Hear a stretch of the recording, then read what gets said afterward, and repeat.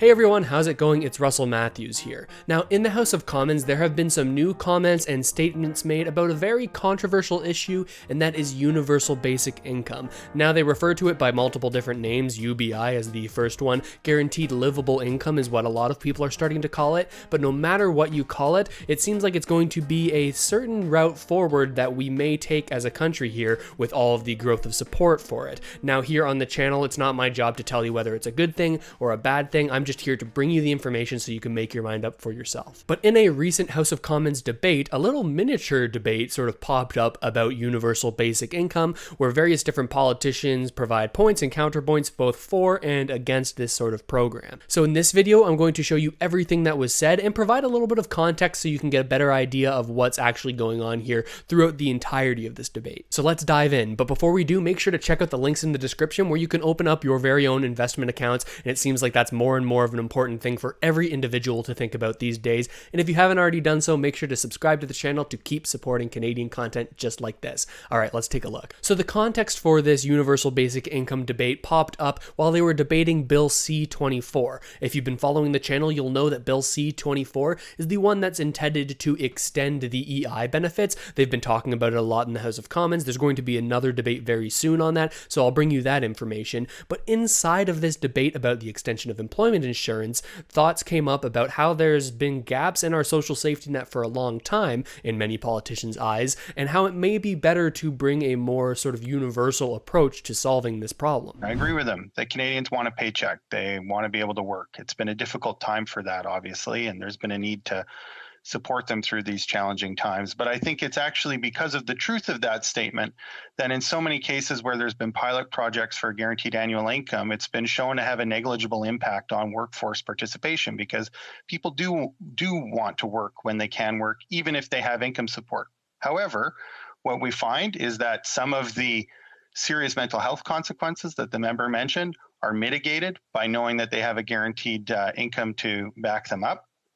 And we know that for those people who don't participate in the workforce, usually it's because they're caring for family or because they're pursuing some kind of education or training that later helps them participate in the workforce and contribute to the economy.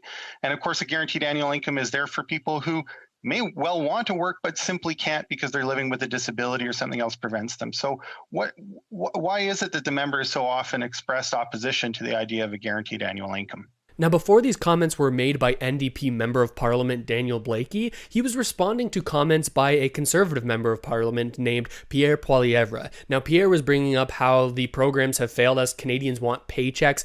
This is one of his main talking points, saying, hey, Canadians want paychecks. They don't want more programs. This is the emphasis that he was putting on this debate. And Daniel Blaikie, of course, replies, why aren't you in support of a basic income? Because people want paychecks. And at least in Blaikie's eyes, he's saying that the NDP believe that people will actually want to work even if there's a universal basic income. People are still going to want to go for paychecks, even though this is not the Conservatives' view. They believe that in many cases, if there was such a guaranteed livable income, that people would be disincentivized from actually entering the workforce and contributing to the money that would essentially fund a program like UBI. Here's exactly what the Conservative MP Pierre Poilievre says in response to Blaikie's idea that people would actually still want to keep going to work if there was a basic income. Well, the NDP can't tell us how they'd pay for this. They say that there's money would fall out of airplanes into people's hands, but they don't tell us from whence that money would come. And there is no study, actually, that has simulated what the effect would be on people's health and well-being of raising their taxes by 7 or 8 points on the GST to pay for the scheme that he describes. So if he can come up with an explanation of where he'll get the money, then I'll look at the proposal and judge it on its merits. It's just that so far, all we get are Dreamland promises that cash will fall from the heavens with no idea where it's going to come from. And the previous proposals that have come forward by, for example, the provincial Liberal government in Ontario would have actually hurt working class people and disproportionately given money to well-off families at the expense of working class families.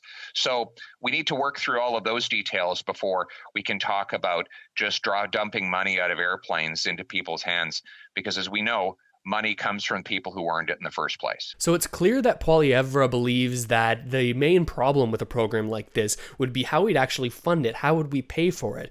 Now, he points out here that it would likely be through raising taxes, and he believes that this would disproportionately affect the middle class, heavily taxing them, and actually not really harming people who are wealthy. At least this is his standpoint on the issue. Now, many people who are actually in support of UBI would suggest that by providing this basic income, there would likely be more economic development, with people more likely to take risks to actually create new businesses, and as a result our GDP could grow, and that could actually pay for the program. Now, there's data on both sides of this, some suggesting that this is the case, some suggesting that it's definitely not. Again, I'm just bringing you the ideas here so you can do your own research. Now, the Conservatives' emphasis on making sure we know how we're going to pay for things is a valid one given the circumstances right now, where the Liberal government hasn't provided a budget in over 2 years, or at least it will be by the time they provide this upcoming budget. 2 years since we've had an idea of where the country's heading from an economic standpoint. Now, in that sort of framework, it makes sense that Conservatives are pressing hard, saying, hey, we need to know where we're going to pay for this.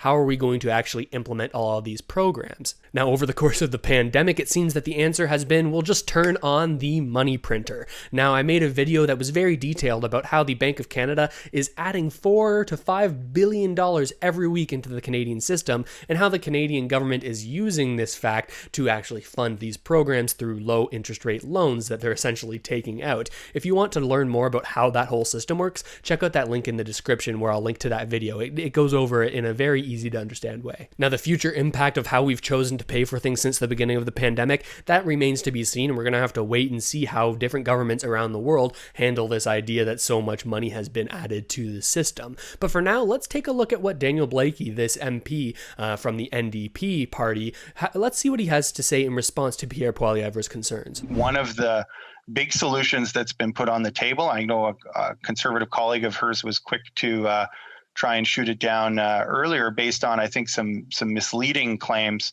about how a guaranteed annual income might be funded and how it might be rolled out. But I mean, one of the ways that people are talking about addressing this issue is moving towards some kind of guaranteed annual income system. It would do a lot for many marginalized people, including people living with disabilities and seniors who have inadequate pension income. But it would also do a lot for Canadians that are participating whenever they can in a workforce that doesn't provide a lot of steady employment in the way that we're used to thinking of it, as a 9-to-5 kind of 40-hour-a-week job, and that would help them take more risks. I mean, we've heard from advocates of guaranteed annual income some of the benefits to entrepreneurialism that exist when people know that within a certain limit they can try and fail without losing their shirt. And so, I mean, I think that's one of the directions that we need to be looking at quite seriously as we move into the future, to make sure that we have an income support program that can capture everyone, and so that we're not continually having the kinds of debates that we've been having all through the pandemic about all the different people who are falling through the cracks and really do need that assistance, and how we would all be better off if they got that assistance, because they're going to spend that money here in the local economy. And I think that's the direction we need to be looking at. Thank you. So it seems the main focus here when they're talking about this guaranteed livable income, or UBI, it seems that the NDP here are taking the stance that we've taken this piecemeal approach to creating a safety net to catch Canadians when they fall upon hard times. And there's all these different piecemeal programs, like a program over here, we have EI, and we've had the CERB, the CRB, different social security programs in order to catch people. Now he's saying we've failed to do that. People are falling through the cracks. Why not just make one big catch-all solution? Now this idea and this viewpoint is emulated and it's echoed by the Green Party NDP, or the Green Party MP, Paul Manley. I'll show you what he has to say. I agree with so many of his points, especially that this was a time when we could have been working on some permanent programs rather than this continued patchwork that we're dealing with. And so many people have fallen through the cracks during COVID-19, so many businesses as well.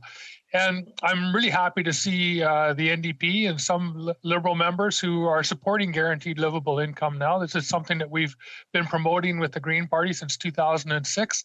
And economic studies show that it will actually increase employment and increase economic activity. And I think that it makes for a great sickness benefit program as well. If it's done properly, you have a system available so when people don't work, they still get their check. And I just wondered if the honorable member would comment on some of these things. I look at all the debates that we've had in the House over the last year or so, and you think about when we talk about CERB and all of the constituencies that we've been trying to help. Whether it's workers who are trying to get their access to their sub plan, whether it's moms who are struggling to access benefits for maternity, whether it's seniors who couldn't handle the additional costs of the pandemic, people living with disabilities, all the people falling through the cracks could have been captured by a more universal approach of the kind that we were advocating for early in the pandemic. And all the time that has been spent trying to close those cracks and not comprehensively, like we haven't succeeded, could have been spent fixing other problems. So it seems that both the Green Party and the NDP are in support of this sort of approach being taken in the future.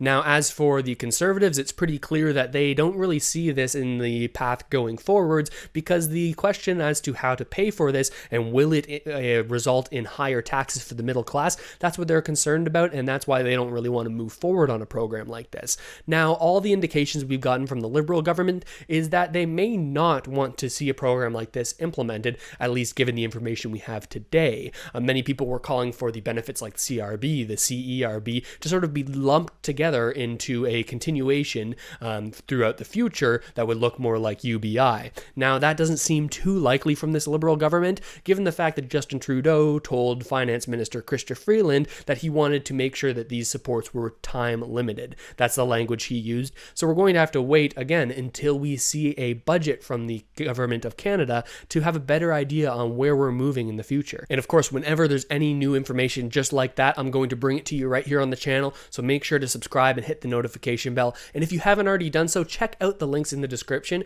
where you can open up your very own investment account. If you've never done that before, I'd really recommend researching it and taking a look at it, because there's no guarantees on the government being able to help us with our futures. We don't know how long old age support is going to be a program, whether that's going to exist in the future. So I think now more than ever is the time to learn more about investing in personal finance and how you can set yourself up to live a more wealthy future. I love talking about that stuff. And if you found this information interesting, it's likely either a friend or a family member that you know would find it interesting too. Make sure to share this video, send it their way. It would do a huge amount to help this channel and support it and help Canadian content like this on the YouTube platform grow.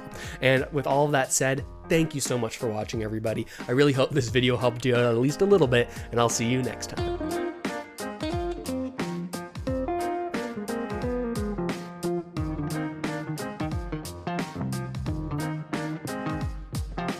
This channel is supported by viewers like you. Thanks, channel members.